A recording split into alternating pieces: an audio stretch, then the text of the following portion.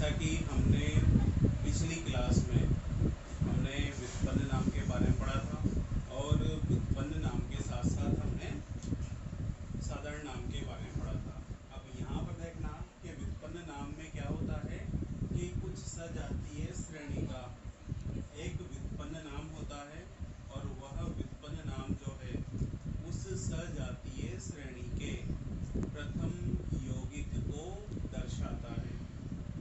जो उसका first compound होता है उसको रिप्रेजेंट करता है उसका ट्राइबल नेम। तो यहाँ पर देखना कि हम ट्राइबल नेम, व्युत्पन्न नाम और भी कई सारे यौगिकों के कैसे लिख सकते हैं, इसके लिए आपको एक बार इसे नोट कर ले और इनके आधार पर, क्योंकि देखना यहाँ पर जैसे कि मेथेन हमारे पास सजातीय श्रेणी है एल्केन।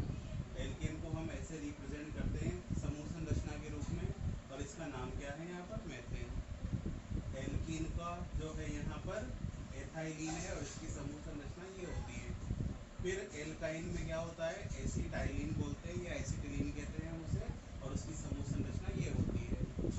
एल्कोहल को जैसा कि मैंने पहली क्लास में बताया था कि COH जो कि इसका मेथेनॉल हम जिसे बोलते हैं उसका प्रथम यौगिक है और इसकी समूह संरचना ये होती है और इस समूह संरचना के आधार पर इसका व्युत्पन्न नाम क्या होता है, कार्बिनोल। एल्केनोइक एसिड, अब एल्केनोइक एसिड जिसे हम कार्बोक्सिलिक अम्ल कहते हैं, कार्बोक्सिलिक एसिड कहते हैं, तो उसकी समूह संरचना ये होती है जिसे हम एसिटिक एसिड भी कहते हैं। तो ऐसे कैसे ही एल्केनोइल क्लोराइड, एल्केनोइल क्लोराइड को इस तरीके से लिखा जाता है और ये इसकी समूह संरचना है और इसका व्युत्पन्न नाम क्या है, एसिटाइल क्लोराइड। फिर इसके बाद देखना एल्केनेमाइड, एल्केनेमाइड की समूह संरचना ये होती है और इसका जो है व्युत्पन्न नाम क्या होता है, एसिटेमाइड। तो इस तरीके से क्या है कि हमारे पास ये कुछ सजातीय श्रेणियों के प्रथम यौगिकों के व्युत्पन्न नाम है। अब हम इन व्युत्पन्न नाम का उपयोग करके किस तरह से इनके जो है अन्य यौगिकों के व्युत्पन्न नाम तैयार कर सकते हैं, इसके लिए हम पहले ही प्रतिस्थापी और एल्किल समूह के बारे में पढ़ चुके हैं। तो उन्हीं से हमें इसके बारे में आगे की जानकारी प्राप्त होगी, जिससे हम क्या कर सकते हैं कि इनके जो नाम है उनको आसानी से तैयार कर सकते हैं। आप इसे नोट करिए, इसके बाद हम इनके नाम लिखना बताते हैं।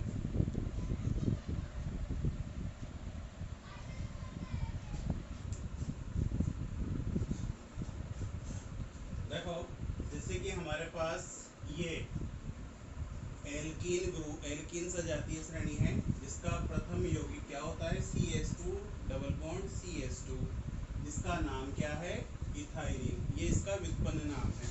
अब इसमें देखना इस समूह को हम ऐसे प्रदर्शित करते हैं।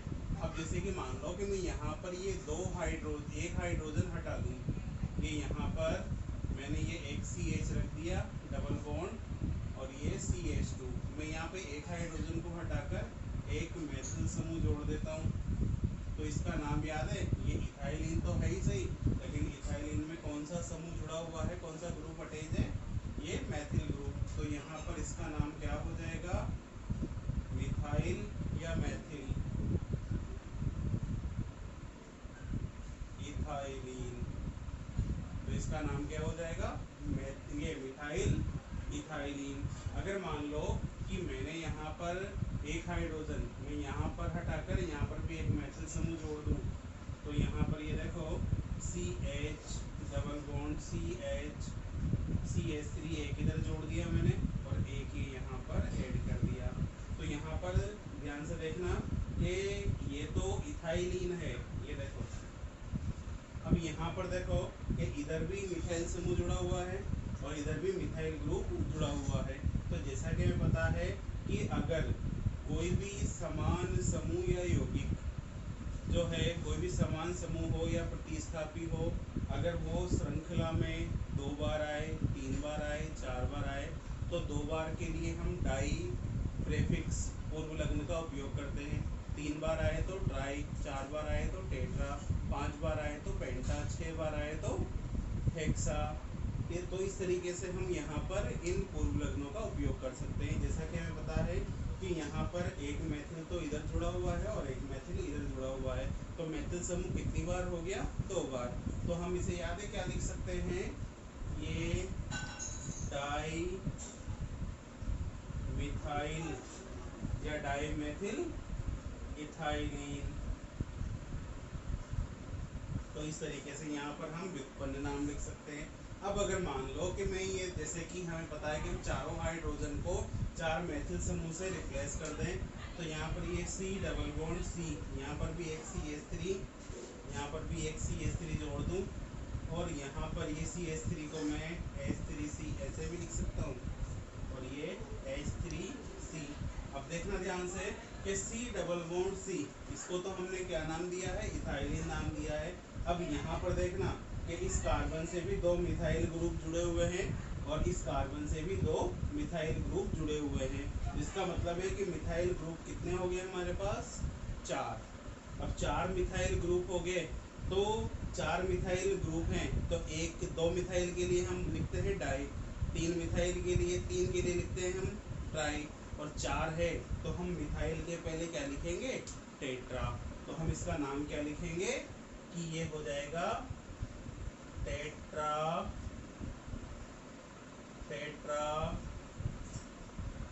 Methyl ethylene.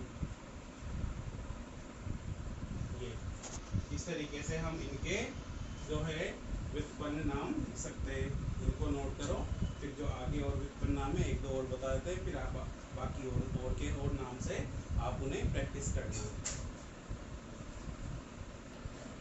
इसके बाद हम बात करें कि जैसे कि हमारे पास ये समूह संरचना है सजातीय श्रेणी एल्केनोइक एसिड, कार्बोक्सिलिक अम्ल कहते हैं इसे हम, और ये इसका प्रथम यौगिक है एसिटिक एसिड, जिसे हम एसिटिक अम्ल भी कहते हैं।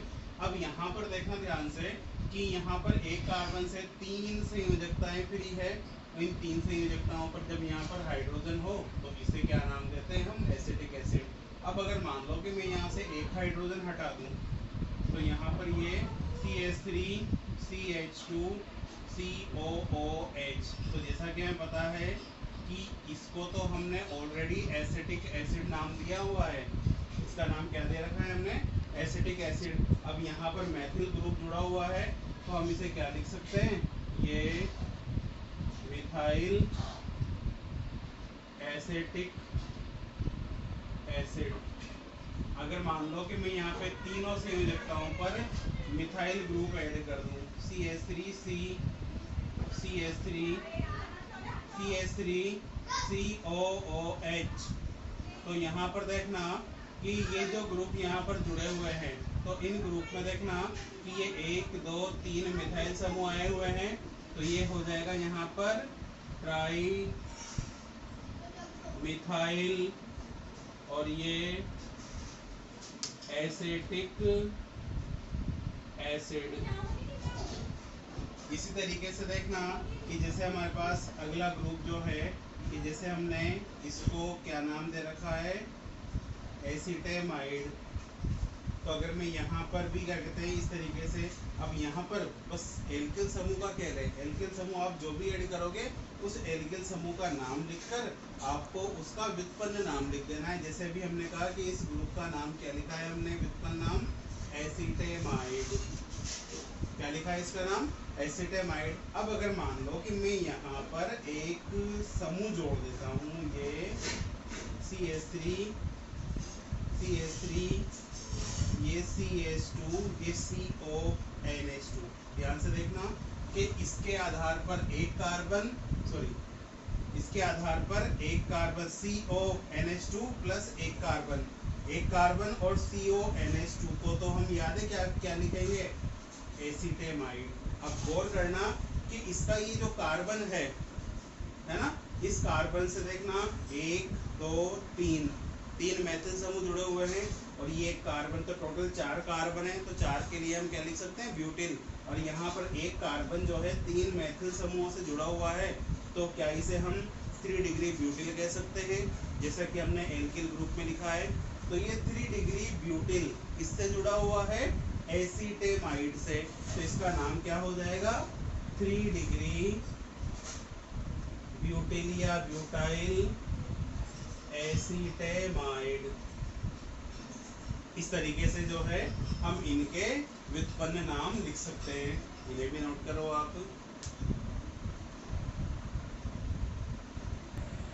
देखो इसके बाद हम बात कर ले अगला एग्जाम्पल की, जिसमें अगला एग्जाम्पल जो हमारा है इसमें हमने क्या लिया है, एसिटाइल क्लोराइड, जो कि एल्केनोइल क्लोराइड सजातीय श्रेणी का प्रथम सदस्य है, जिसकी समूह संरचना ये है।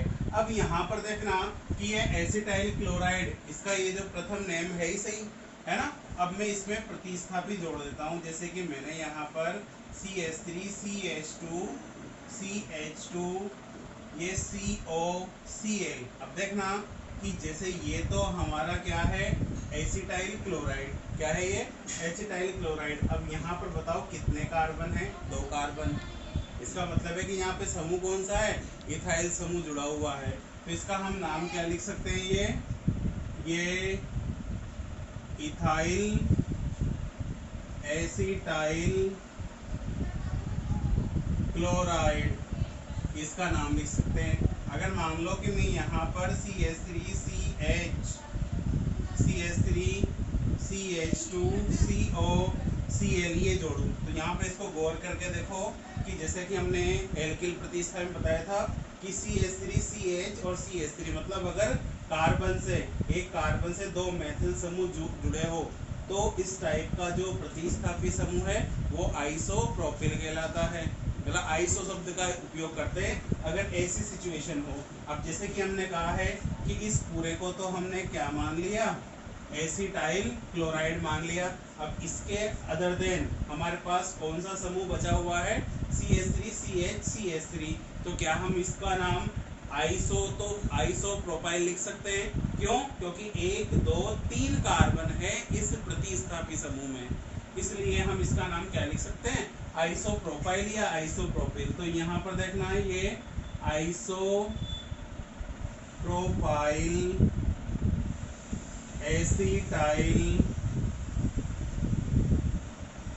Acetyl chloride.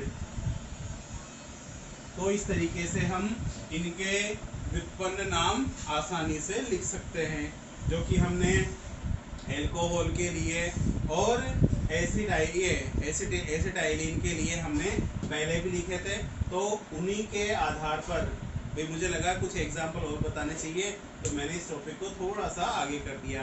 अब इसके बाद हम स्टार्ट करेंगे IUPAC के IUPAC नाम कैसे लिखे जाते हैं उनको भी आप समझे, क्योंकि IUPAC सबसे महत्वपूर्ण पद्धति है।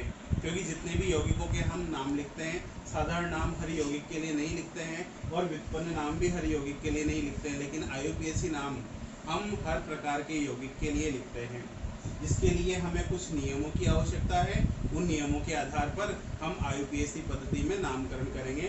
तो आप पहले इसे नोट करो, फिर हम स्टार्ट करते हैं IUPAC।